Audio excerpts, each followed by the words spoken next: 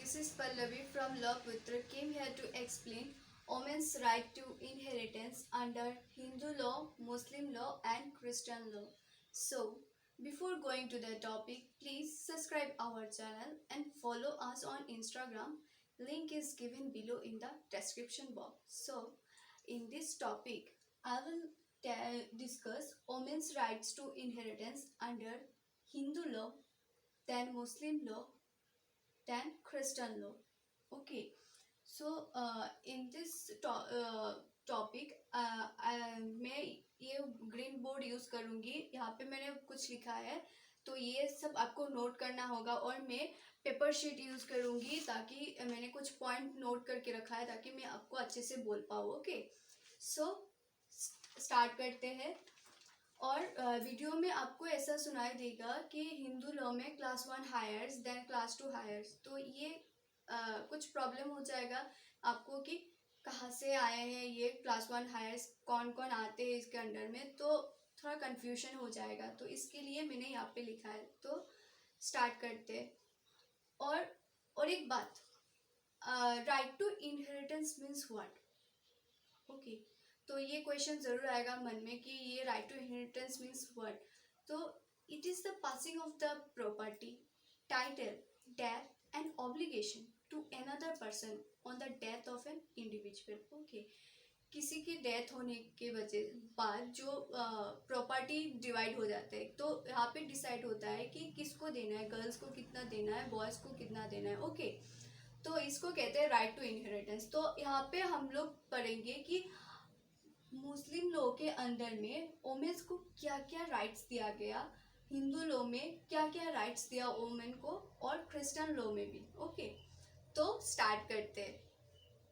और मैं दो मीनिंग बोलूँगी, ये आप लोग ध्यान देना. ओके, एंसेस्ट्रल प्रॉपर्टी जो हमें पता है, जो पूर्वजों का प्रॉपर्टी है. ओके, तो ये पूर्वज कब से होता है? 3 generation of lineage. Okay, first father, grandfather, great grandfather, जो उनका जो प्रॉपर्टी है जो इनहेरिट करके आ रहे एक के बाद एक, उसको कहते हैं एंसेस्ट्रल प्रॉपर्टी. ओके, और एक देन सेपरेट प्रॉपर्टी जो हमें अदर रिलेशन से या फिर अदर सोर्स से जो एक्वायर करते हैं, और ये जॉइंट फैमिली के अंडर में नहीं आएगा, क्लासिफाइड नहीं होगा, ये अलग से ही सेपरेट प्रॉपर्टी में ही आएगा. ओके, तो स्टार्ट करते हैं. Under Hindu law, okay, class 1 heirs are those. हाँ, तो हु आर दे, और यहाँ इनके अंडर कौन कौन लोग आते हैं क्लास 1 हायर्स में. Okay, then first one is under class 1 heirs. First one is the intestate widow. Then second one is the surviving son and daughter. Then third one is the mother of intestate. Then fourth one is the heirs in the branch of every predeceased son and daughters of the intestate. Okay, so under class 2 heirs, first one is the father of the intestate. Then second one is the intestate's grandparents and grandchildren. Okay, third one is the brother or sister of the deceased. Then fourth one is the other relatives such as brother's widow, son, daughter, then father's brother, sister, then mother's brother, sister. Okay, ये सब other relatives में आ जाएंगे. Okay, तो start करते. तो या please आप लोग इसको नोट कर लेना, और एग्ज़ाम में अगर आया तो आप लोग अलग से ये क्लास 1 हायर्स के अंडर में क्या क्या आते हैं और क्लास 2 हायर्स के अंडर में क्या क्या आते हैं, तो ये आप लोग अलग से लिख देना ताकि टीचर्स को भी समझ आ जाए कि नहीं, स्टूडेंट को ये पता है क्लास 1 हायर्स कौन कौन है, क्लास 2 हायर्स कौन कौन है. ये ऐसे ही आंसर में मेंशन नहीं किया. ओके, तो ये आपके लिए अच्छा होगा.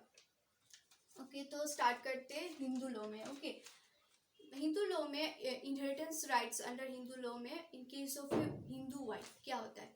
ओके, तो Hindu wife, she is considered as a class 1 heirs. Okay, and she gets equal share with other surviving class 1 heirs. Okay, तो सर्वाइविंग जो क्लास 1 हायर्स है उसके अंडर जो वाइफ के साथ उनको भी शेयर्स मिलेगा, इक्वल शेयर। ओके। और फॉर एग्जांपल अगर किसी कपल का डाइवोर्स हो गया, ओके, तो इनका सेटलमेंट कब होगा? At the time of severance. Severance means what? Ending of any relationship. Okay. Divorce होने के बाद क्या होता है? ये हस्बैंड वाइफ का रिलेशन एंड हो जाता है। ओके। तो जो एक्स वाइफ है वो अपने पति का प्रॉपर्टी के लिए वो क्लेम कर नहीं पाएगी कि मुझे प्रॉपर्टी का राइट्स चाहिए, क्योंकि उसका डाइवोर्स हो गया और वो एक्स वाइफ है। और एक बात, अगर Hindu husband without divorcing his first wife, उसने और एक शादी कर लिया और इसका एक दो या फिर एक बॉय चाइल्ड और गर्ल चाइल्ड है, ओके, तो क्या होगा? इसमें कौन कौन लोग क्लेम कर पाएंगे, कौन नहीं? तो इसमें क्या होता है मैं बता देती हूँ। जो सेकंड वाइफ है वो क्लेम कर नहीं पाएगी कि हस्बैंड के प्रॉपर्टी से पैसा चाहिए या फिर प्रॉपर्टी चाहिए, ओके, तो वो क्लेम कर नहीं पाएगी। और क्योंकि उसको फर्स्ट वाइफ को डाइवोर्स दे नहीं दिया, फिर भी शादी कर लिया इसीलिए। और बट इसमें भी एक वो है, कंडीशन है, लेकिन उसके जो सेकंड वाइफ के जो बच्चे हैं वो कर पाएंगे कि प्रॉपर्टी के लिए वो क्लेम कर पाएंगे, ओके।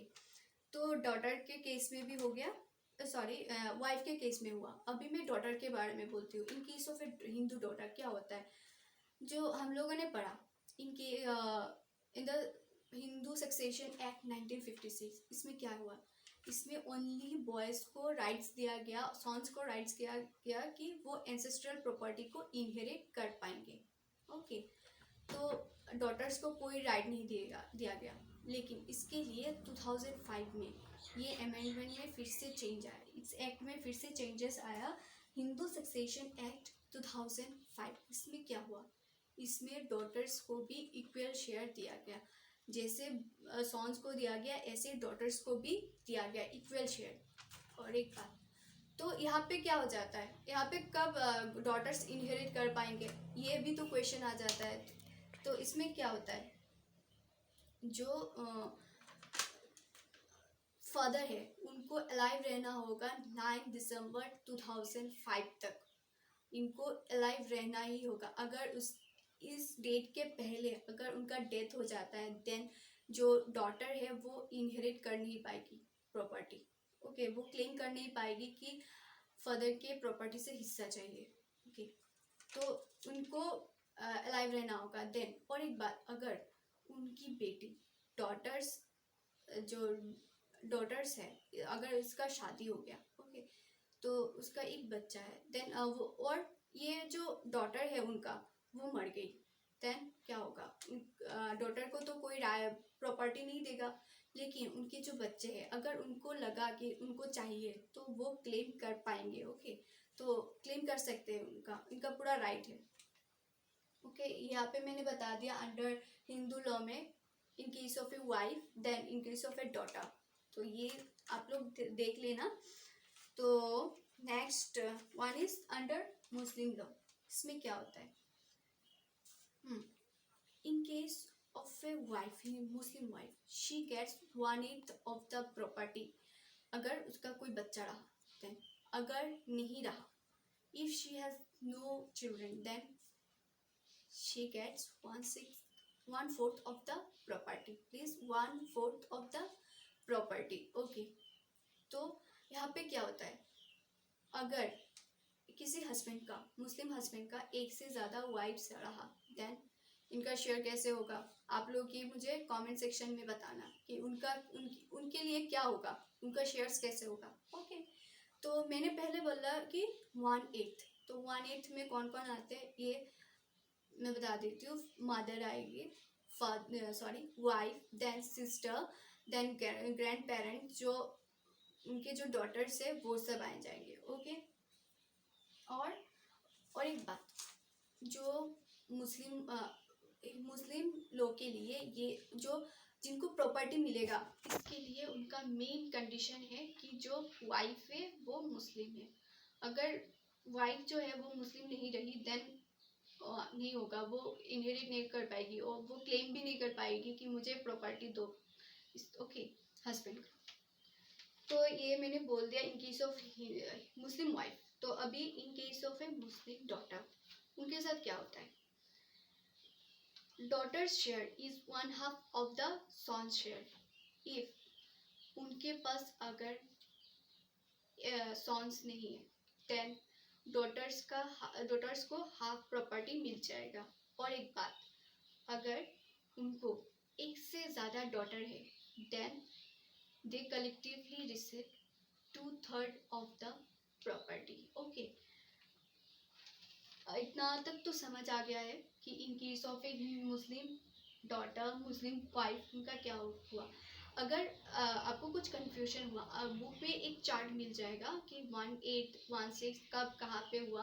तो मैंने जो जो बोला उसके साथ एक बार मैच कर लेना, ये डेफिनेटली मैच हो जाएगा। और आप लोग ये चार्ट को भी एक बार देख लेना, समझ आ जाएगा। और मैंने जो जो बोला उसके साथ मैच कर लेना, समझ आ जाएगा। ओके, तो अभी in case of a Muslim mother, उनके साथ क्या होगा? अगर मुस्लिम mother gets 1/3 of the property. Okay, if the predeceased son has no children, otherwise she gets, I think, 1/6 of the property. Okay, तो इतना तक तो समझ आ गया होगा। ओके, अभी in case of A Christian law, Christian law में क्या होता है? A wife gets 1/3 of the property. Okay, if deceased son has children, okay, sorry, deceased husband has children, अगर वाइफ के पास अगर चाइल्ड है, then she gets 1/3 of the property. अगर नहीं रहा, देन क्या होगा? उसका जो अदर रिलेटिव्स है उनको मिलेगा हाफ प्रॉपर्टी, और उसको वाइफ को मिलेगा हाफ प्रॉपर्टी। ओके, और एक बात, अगर उनका कोई रिलेटिव्स नहीं रहा, देन क्या होगा? अगर क्रिश्चियन लॉ में अगर किसी का रिलेटिव्स नहीं है, देन क्या होगा? तो ये जो प्रॉपर्टी होगा वो पूरा वाइफ के पास चला जाएगा। ओके, तब तक तो समझ आ गया होगा। और एक बात, हाँ, ये आप लोग नोट कर लेना, अगर क्रिश्चियन में एक से ज़्यादा किसी का वाइफ रहा, देन क्या होगा? एक से ज़्यादा वाइफ रहने से तो इनका जो फर्स्ट वाइफ और फर्स्ट वाइफ का जो चाइल्ड है उनको पूरा प्रॉपर्टी मिल जाएगा। ओके, और बाकी को नहीं मिलेगा। ओके, इतना तक तो समझ आ गया होगा हिंदू लॉ में क्या होता है, मुस्लिम लॉ में क्या होता है, क्रिश्चियन लॉ में क्या होता है। ओके, तो अभी मैं इंडिया में क्या क्या लॉज बने इनहेरिटेंस के अंडर में। Okay, inheritance laws in India, first one is Hindu succession act 1956, then India, second one is the Indian succession act 1925, section 52-56। और एक बात, इंडियन सक्सेशन एक्ट 1925 में और एक सेक्शन है, सेक्शन 32 समथिंग है, कितना मैं भूल गई, ये याद नहीं है, आप लोग देख लेना। और third one is the special marriage act 1954, then fourth one is the Muslim personal law application act 1937। Okay, मैंने बोल दिया कि हिंदू सक्सेशन एक्ट 1956 में क्या क्या क्या हुआ, देन हिंदू सक्सेशन एक्ट 2005 में क्या क्या चेंजेस आए। तो ये मैंने आपको बता दिया कि पहले गर्ल्स का राइट्स नहीं था, बाद में 2005 में दिया गया राइट्स, तो ये मैंने आपको बताया। तो और एक बात, आप लोग इंडियन सक्सेशन एक्ट 2005 ये सब आप लोग खुद से देख लेना एक बार। ओके, और एग्जाम में जस्ट मेंशन कर लेना, ये जो एक्ट्स है वो सब मेंशन कर लेना। Okay, along with year. Okay, तो और एक बात, मैं इसके 2 केस लॉज बता देती हूँ, आप लोग और थोड़ा ऐड कर लेना, जितना ऐड होगा आपके लिए इतना ही अच्छा होगा। So first case is Janabi Ammal versus TAS Palani Mudaliar AIR 1981 1 Madras 62। Okay, और second one is Punithavalli Ammal versus Ramalingam AIR 1971 SCC 570। ओके, तो मैंने सब कुछ कवर कर लिया, और अगर कुछ छूट गया देन आप लोग मैनेज कर लेना, थोड़ा बहुत पॉइंट्स ऐड कर लेना। ओके, और थैंक यू, दैट्स ऑल।